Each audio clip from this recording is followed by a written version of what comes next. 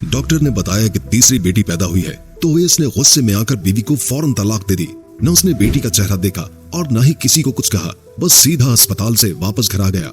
उसको ये भी नहीं मालूम था कि उसकी बीवी और बच्चियों का क्या बना। कुछ ही अरसे के बाद ओवैस ने दूसरी शादी कर ली, जिससे उसे एक के बाद एक 3 बेटे पैदा हुए। वो बहुत खुश और मगरूर हो गया, लेकिन चंद सालों के बाद किस्मत ने उसे सबक सिखाया। वो बीमार होकर अस्पताल में दाखिल हुआ। वहाँ उसने तीनों डॉक्टर लड़कियों को देखा और हैरान रह गया। दोस्तों, आज की इस वीडियो में मैं आपको एक ऐसी सबक आमोज कहानी सुनाने जा रहा हूँ जिसे सुनकर आप हैरत में पड़ जाएंगे और इसे आखिर तक देखने पर मजबूर हो जाएंगे।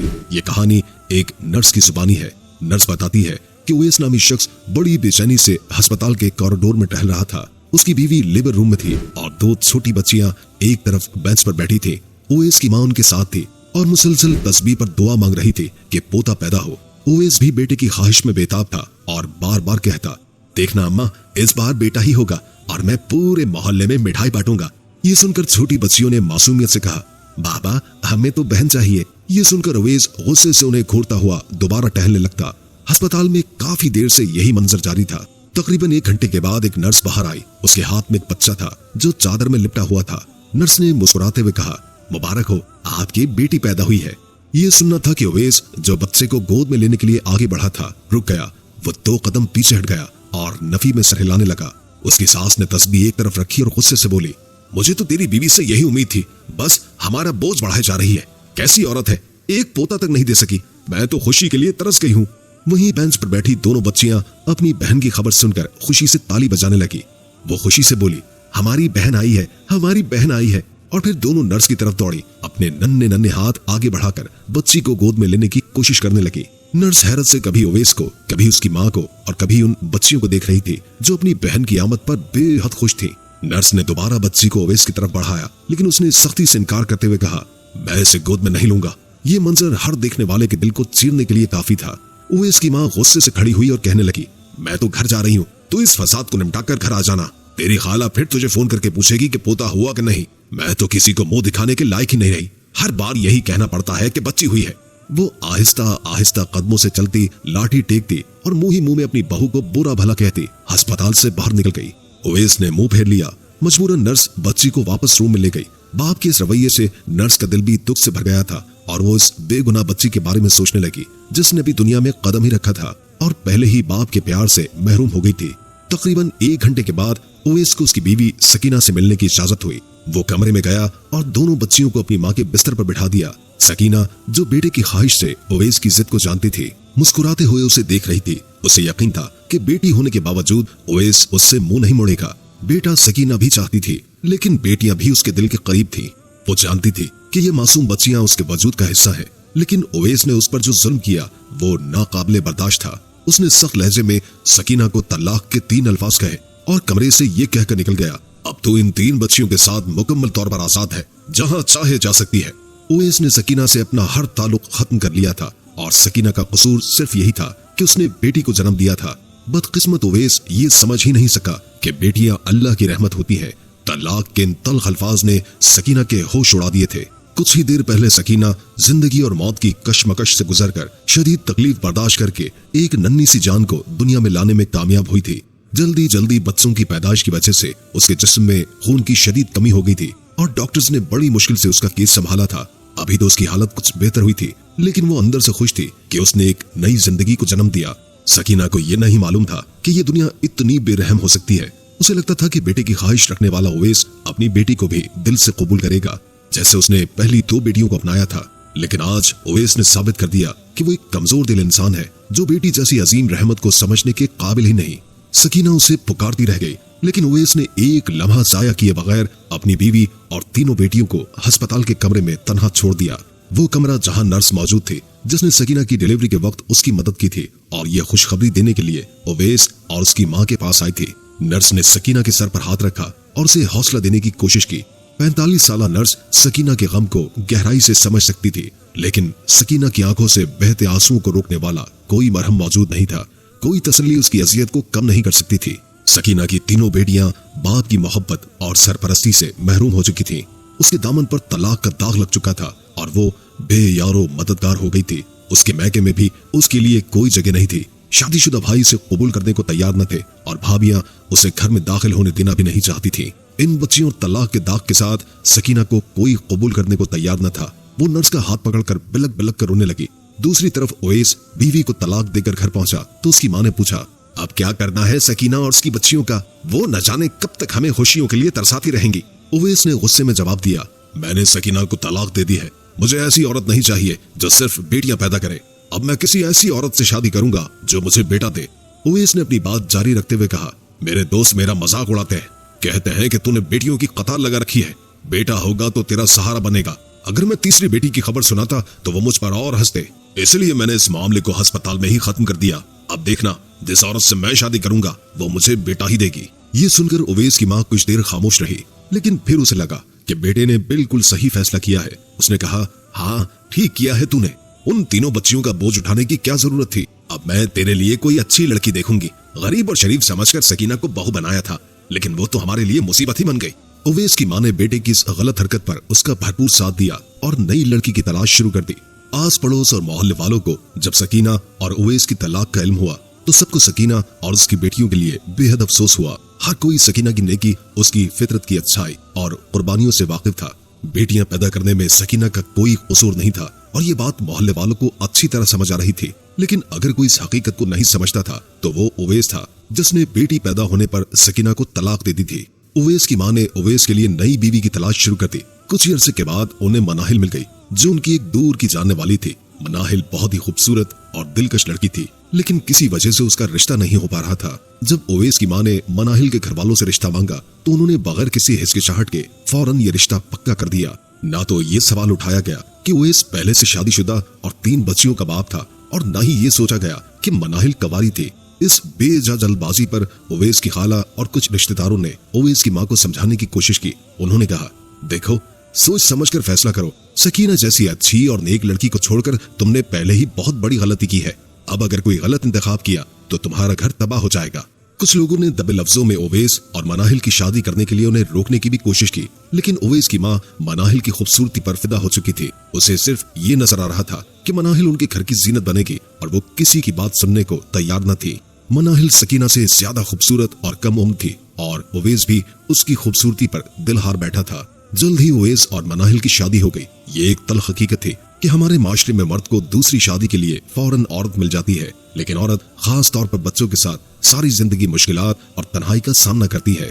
ओवैस को आसानी से मनाहिल जैसी दिलकश बीवी मिल गई, जबकि पीछे सकीना अस्पताल के बिस्तर पर 3 मासूम बच्चियों के साथ तन्हा रह गई।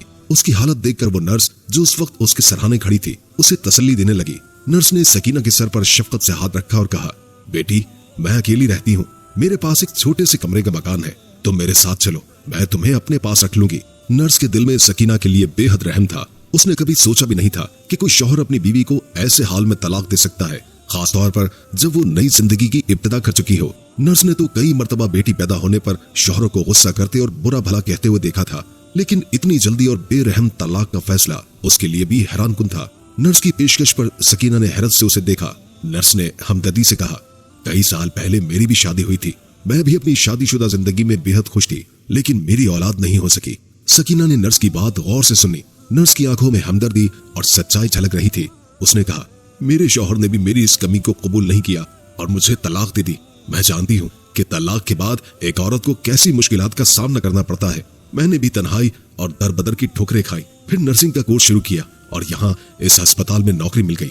नर्स ने मजीद कहा, अब मैं एक छोटे से कमरे में रहती हूँ, तुम चाहो तो मेरे साथ रह सकती हो। तुम्हारी बेटी बहुत प्यारी है, मैं इसे अपनी औलाद की तरह प्यार दूंगी। इससे मेरी कमी भी दूर हो जाएगी और तुम्हें भी एक नया सहारा मिल जाएगा।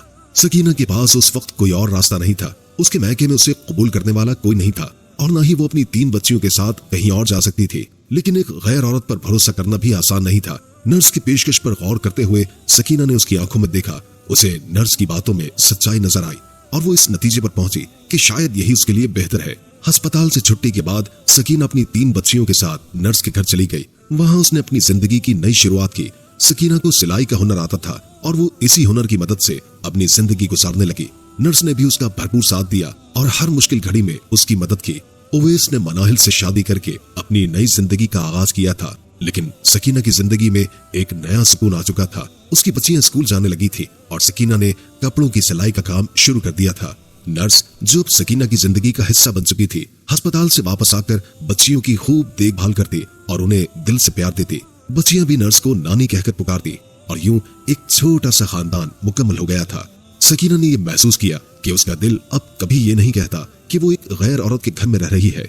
नर्स की मोहब्बत और हमदर्दी ने उसके दिल में एक नया सुकून पैदा कर दिया था।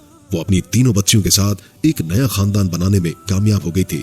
नर्स एक नेक और बाकिरदार औरत थी और उसकी नेक नियति ने सकीना को एक नया सहारा दिया था। सकीना की जिंदगी में अल्लाह की रज़ा और उसके इनामात की झलक नजर आ रही थी। वो अब इज्जत और सुकून से अपनी जिंदगी गुजार रही थी। जबकि दूसरी तरफ उवैस और मनाहिल की शादी के बाद उवैस की जिंदगी में एक नया बाब खुला था। मनाहिल की खूबसूरती और चालाकियों ने उवैस को मुकम्मल तौर पर अपने जाल में फंसा लिया था। वो अब अपनी माँ को पूछता तक नहीं था। उसकी माँ दिन भर ताने सुनती रहती और घर के कामों में लगी रहती। लेकिन कुछ ही दिनों के बाद उवैस की माँ को सकीना की याद सताने लगी, क्योंकि सकीना ने कभी अपनी सास से ऊंची आवाज में बात नहीं की थी। इसके बरक्स मनाहिल न सिर्फ चीख कर बात करती थी, बल्कि हर बात पर उवैस की माँ को जलील भी किया करती थी। उसके बाद जब मनाहिल हामला हुई, उवैस के दिल में बेटे की उम्मीद जाग उठी। खुदा का करना, मनाहिल के यहाँ बेटा पैदा हो गया। बेटे की पैदाइश के बाद उवैस की नजर में मनाहिल की अहमियत और भी बढ़ गई। वो उसे सराखों पर बिठाने लगा और उसकी हर ख्वाहिश को पूरा करने में लगा रहा। उसकी माँ सारा दिन पोते और बहू की खिदमत में लगी रहती और तन्हाई में सकीना को याद करती। अब उसे अपनी ज्यादतियों पर अफसोस होता था, लेकिन अब बहुत देर हो चुकी थी। मनाहिल ने उवैस को पूरी तरह अपने काबू में कर लिया था। वो उवैस से बड़ी बड़ी फरमाइशें करती, जिन्हें पूरा करने के लिए वो दिन रात नौकरी में मसरूफ रहता। रात का थका हारा घर आता तो उसके पास बिल्कुल भी वक्त न होता कि वो अपनी माँ से बात करे। उसकी माँ इंतजार ही करती रह जाती। फिर जब सर्दी के दिन आए तो बूढ़ी औरत मुसलसल काम करते करते बीमार हो गई और बिस्तर से जा लगी। मनाहिल ने फिर भी अपनी सास पर रहम न किया और उसकी हालत को नजरअंदाज करके एक बार फिर उसे काम करने पर मजबूर करती रही। वो सच और झूठ की शिकायतें उवैस के सामने करती रहती और उवैस हमेशा अपनी बीवी की बातों पर यकीन करता रहा। उसने अपनी माँ की बीमारी को महज एक बहाना समझा और नजरअंदाज किया। उवैस की माँ, जो अपनी जिंदगी में शदीद दर्द और थकन से गुजरी थी, एक रात बेआवाज होकर इस दुनिया से चली गई। मरते वक्त उसे सकीना की कुर्बानियों का पूरा एहसास हुआ था। उसकी सास को पछतावा महसूस हो रहा था कि सकीना एक नेक और साबिर औरत थी, जिसने उनके तमाम जुल्म बर्दाश्त किए। अगर सकीना इस वक्त इस घर में होती तो शायद वो इस तन्हा रात में तन्हा न मरती। मगर पछतावा अब बेफायदा था। सब कुछ हाथ से निकल चुका था और वो कुछ भी नहीं कर पाई थी। उवैस की माँ के इंतकाल के बाद उवैस ने अपनी बीवी के लिए एक मुलाजिम भी रख लिया था। उसके बाद उसकी जिंदगी में एक के बाद एक बेटे आ गए। उवैस को अपनी नई जिंदगी बहुत खुशगवार लगती थी और वो समझता था कि मनाहिल की शक्ल में उसकी किस्मत बहुत अच्छे हाथों में थी। उवैस को अचानक वो पुराना घर याद आता जिसे सकीना ने बड़ी मेहनत और मोहब्बत के साथ सजाया था। सकीना की बेटियां बहुत तहजीब याफ्ता और माँ के साथ लगकर काम करने वाली थी। वो हमेशा अपने वालिदैन का अदब करती थी और घरेलू कामों में मददगार रहती थी। लेकिन उसके बेटे यानी मनाहिल के बच्चे बहुत बदतमीज और बेअदब थे। वो अपने वालिद उवैस को भी बुरा भला कहते थे और घर के माहौल को बिगाड़ देते थे। उवैस के दिल में कभी कभी एक खला महसूस होता जब वो अपने बेटे की बदतमीजी और बेइज्जती देखता। वो सोचता कि सकीना के साथ जिंदगी गुजारने में कितनी आसानी थी, क्योंकि उसकी बेटियां न सिर्फ अच्छा सलीका रखती थी बल्कि घर के कामों में भी माँ का हाथ बटाती थी। लेकिन अब उसके बच्चे जो खुशहाल जिंदगी में पल रहे थे, उसे और मनाहिल दोनों को नापसंदीदा अल्फाज से नवाजते थे। उवैस की जिंदगी में पैसा और शोहरत तो बढ़ चुकी थी, मगर घर की मोहब्बत और सुकून की जगह एहसास की कमी महसूस होने लगी थी। वो जानता था कि जब तक सकीना उसके साथ थी सब कुछ बेहतर था, लेकिन अब उसे हकीकत का पता चल चुका था कि वो जितना भी पैसा कमाए, अगर घर में सुकून और मोहब्बत नहीं है तो वो सब कुछ बेमायने है। उवैस की जिंदगी में जैसे एक और तूफान आ गया था। उसके बड़े बेटे की मौत ने उसे गहरे गम में डुबो दिया था। लेकिन जब उसके दूसरे बेटे की जिंदगी की सिमत भी खराब हो गई तो उवैस को महसूस हुआ कि उसकी जिंदगी में कुछ बहुत गलत हो रहा है। उसने अपने बेटे को मोटरसाइकिल खरीद कर दी थी, लेकिन उसका शौक ही उसकी मौत का सबब बन गया। अब जब दूसरा बेटा भी चोरी और डकैती में मुलविस था तो उवैस को ये बात समझ में आई कि वो किस कदर गफलत का शिकार हो चुका था।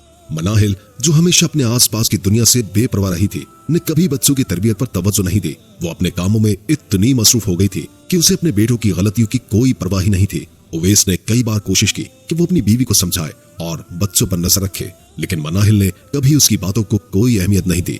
इसके नतीजे में छोटे बेटे का गलत रास्ता इख्तियार करना, उसके बाद चोरी की वारदात में मुलविस होना उवैस की जिंदगी का दूसरा बड़ा धचका था। जब उवैस को अपने दूसरे बेटे की गोली लगने की खबर मिली तो वो जैसे बिल्कुल टूट गया। उसके जहन में माजी की यादें ताजा हो गई कि किस तरह उसने सकीना को नजरअंदाज किया और उसका हाथ छोड़ा। सकीना हमेशा बच्चों की तरबियत और घर की खुशहाली की फिक्र करती थी, लेकिन उसने इन सब बातों को नजरअंदाज किया और मनाहिल की पैरवी की। अब उवैस को एहसास हो चुका था कि उसकी जिंदगी का हर फैसला गलत था और वो जिस सच्चाई को जानने में देर कर चुका था वो अब उसे बहुत ज्यादा कीमत चुकाने की सूरत में मिल रहा है। उसका दिल गम से भरा हुआ था और वो खुद को अजियत में मुब्तला महसूस करता था, क्योंकि वो जान चुका था कि कुछ भी वापस नहीं आ सकता। अब वो भी इस दुनिया से चला गया। उवैस ने एक के बाद एक अपने दोनों बेटों को खो दिया था। दूसरे बेटे के इंतकाल पर उवैस और मनाहिल के बीच झगड़ा हुआ। उवैस का ख्याल था कि उसके बच्चों का ये हाल मनाहिल की लापरवाही की वजह से हुआ है, जबकि मनाहिल ने साफ लफ्जों में कह दिया था, तुम्हें बेटे चाहिए थे, मैंने दे दिए, इससे ज्यादा मैं और क्या कर सकती थी, मैं तो तुमसे शादी ही नहीं करना चाहती थी, ये सब मेरे घर वालों ने जबरदस्ती करवाया था। उसके बाद मनाहिल ने एक ऐसा सच जाहिर किया जिसे सुनकर उवैस दंग रह गया। उसने बताया कि वो किसी और को पसंद करती थी और वो आज भी उसी के साथ ताल्लुक में है। उवैस को ऐसा लगा जैसे उसके सर पर आसमान गिर गया हो, क्योंकि मनाहिल की अगली बात इससे भी ज्यादा चौंका देने वाली थी। वो कहने लगी, ये तीनों बच्चे भी तुम्हारे नहीं है, मेरी तुमसे कोई औलाद नहीं है, इसलिए मुझ पर चीखना बंद करो। ये सुनकर उवैस को एहसास हुआ कि उसने किस कदर गलत लड़की का इंतखाब किया है। उसे समझ आया कि मनाहिल के घर वालों ने इतनी जल्दी क्यों रुखसत किया था, क्यों आज तक उनके घर से कोई पलट कर उसे मिलने नहीं आया था। वो खूबसूरत तो थी लेकिन नेक सीरत नहीं, वो गुनाहों के दलदल में डूबी हुई लड़की थी जो किसी और के इश्क में मुब्तला थी। जब उवैस को मनाहिल का पूरा सच पता चला तो उसने मनाहिल को तलाक दे दी। बाद में उसे मालूम हुआ कि मनाहिल का शादी से पहले किसी एक से नहीं बल्कि कई लड़कों से ताल्लुक था। उसके घर वाले उसकी बदनामी से परेशान थे और कोई भी मनाहिल को अपने घर की बहू नहीं बनाना चाहता था। उवैस की माँ को इन सब बातों का इल्म नहीं था, लेकिन वो मनाहिल को रुखसत करवा लाई थी। मनाहिल अपना तीसरा बेटा उवैस के पास छोड़कर चली गई थी, जो शायद उसका भी बेटा नहीं था। उवैस उन तमाम सालों में ये जान ही नहीं पाया था कि मनाहिल का किरदार कैसा है, क्योंकि वो तो बेटों की फरमाइश पूरा करने में इतना मसरूफ रहा कि आसपास के मामलात पर तवज्जो दे ही नहीं सका। मनाहिल के जाने के बाद उवैस ने उस तीसरे बेटे को अपने पास ही रख लिया और उसकी परवरिश करने लगा। वो बेटा कुछ बेहतर था, क्योंकि अभी छोटा था और बिगड़ा नहीं था। उवैस की जिंदगी में अब इस बेटे के सिवा कुछ भी बाकी नहीं बचा था। लेकिन जब भी वो ये सोचता कि ये बच्चा उसकी बीवी की बदकिरदारी का सबूत है, तो वो टूट कर रह जाता। फिर एक दिन उवैस शदीद बीमार हो गया और अस्पताल में दाखिल हुआ। वहां उसे वही नर्स नजर आई जिसने उसे तीसरी बेटी की खुशखबरी दी थी। नर्स के साथ एक डॉक्टर भी मौजूद थे। जब डॉक्टर चेकअप के लिए करीब आई तो नर्स भी उवैस के पास आई। उवैस नर्स को देखते ही पहचान गया और रोने लगा। वो कहने लगा, मैंने उस दिन जो गुनाह किया था उसकी सजा आज तक भुगत रहा हूँ। मैंने बेटी को ठुकराया और आज मेरे पास कुछ भी नहीं बचा। लोग ठीक कहते हैं कि बेटी रहमत होती है और जो रहमत को ठुकराता है वो सारी जिंदगी जिल्लत उठाता है।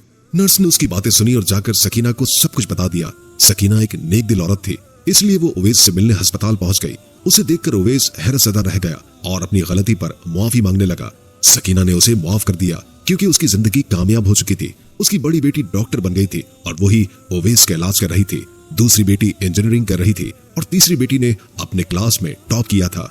उवैस ने अपनी बेटियों को देखा तो हैरान रह गया, खास तौर पर जब उसे मालूम हुआ कि उसका इलाज करने वाली डॉक्टर उसकी अपनी बेटी है। उवैस अपनी बेटियों के साथ जिंदगी गुजारना चाहता था, लेकिन सकीना को तलाक दे चुका था, इसलिए ये मुमकिन नहीं था। बेटियां भी उसके साथ नहीं रहना चाहती थी। उवैस ने वादा किया कि वो अपनी बेटियों की शादी का खर्चा उठाएगा, लेकिन सकीना ने साफ इनकार कर दिया।